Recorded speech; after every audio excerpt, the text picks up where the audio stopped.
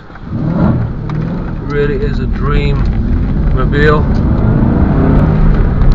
The sound of this car is just something I can't describe in words. It is absolutely amazing. It sounds like a beast, a dragon.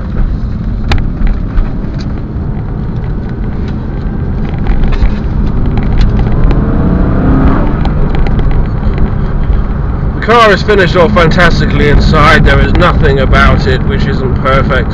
Even the buttons, I've heard many people say the buttons look rather cheap, almost like they've come out of a cheap Ford or something. Not in this case. The only thing that does spring to mind is I'm looking at the dials now, which are very, very clear and look like an expensive watch, and this part of the steering wheel is blocking it. I know I can adjust the steering wheel, but I find this issue comes up more and more in cars, and I wonder whether more could be done about it, really. Visibility on the car is not bad. I can say that the rear view mirror is, you can see what's going on. The side mirrors seem to be sticking out quite a way, but I mean, they're at the right eye height, there's no doubt about that. They're in a good location. Surprisingly, this is what I thought was a big car, but the interior of the car feels quite claustrophobic.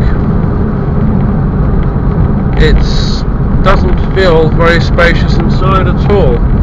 There's no back seats, period, none at all. I feel that the roof is very low, even though I'm not touching the ceiling of the car. It is pretty much about 2 inches away from the top of my head. In fact, it's less than that. I'd say about an inch. The windscreen does feel very far away. In fact, in some ways I kind of feel like I'm sitting in the back seat. But as for the sound of the engine,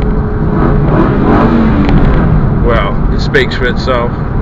One thing I will point out, and it may seem irrelevant to some people, but the gear stick on this looks a load of crap. It looks like some cheap gear stick that you would get on a Nissan Micra or something. Now that surprises me, because we're in a very expensive car here. The brakes, on the other hand, feel rock hard. I would imagine there's probably ceramic brakes on this. It really does feel like it's got some meteor brakes on it, so it feels like the brakes would stop an ocean liner.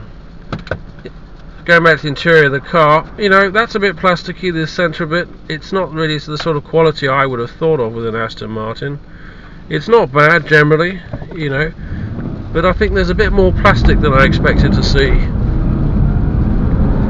I think I have been in cars which have a nicer interior, and considering the amount of money these cars cost, there are some areas on this that I think look a bit crappy. The best thing about the interior, I think, is the interior lights. Now, the suspension on this car is rock hard. I mean, it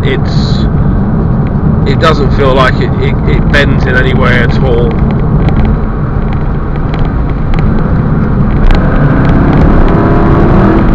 But I have to say, with this car, even though I'm not on a motorway, I do really feel like it's making a lot of noise and not really going anywhere. It's nowhere near the beast that I thought it was. I mean, if you jump into a 911, even pulling off at slow speed, you really feel like this thing is going to rip the bloody road up. You do feel like you're in a fighter jet. But with this, I don't know, it just feels a bit more laid back. It doesn't quite have the aggressive race car feel that I would come to expect of a car of this nature. It seems to be more about a sound performance than an actual drive. It's not what I expected, basically.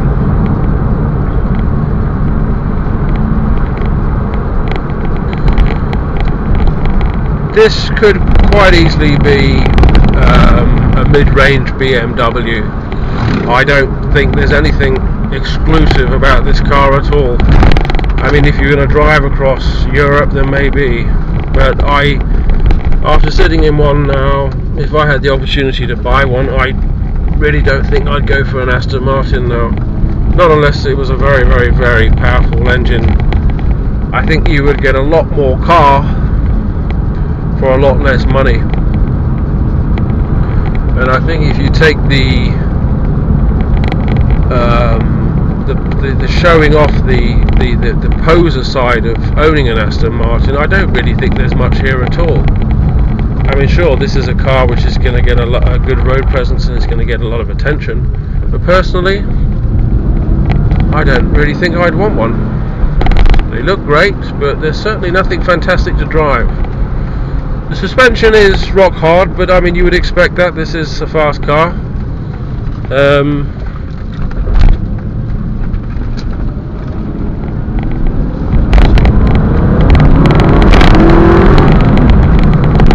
But it is absolutely nowhere near as rapid as I expected. It sounds lovely, but it just doesn't seem to have the aggressive pull that I would have thought this car would deliver. I would be quite happy to be in an M series BMW, and I think you'd get a lot more fun for your money. The steering wheel itself is actually rather small.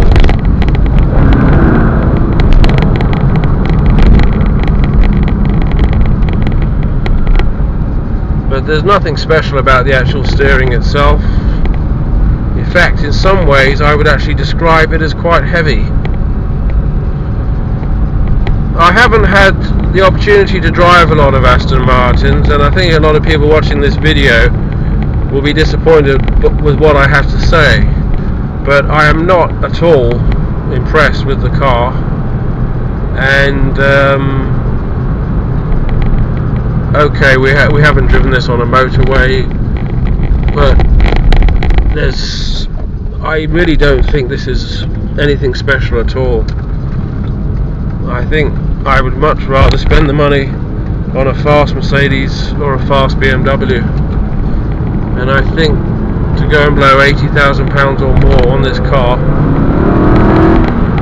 would probably be a waste of money. Going back to the interior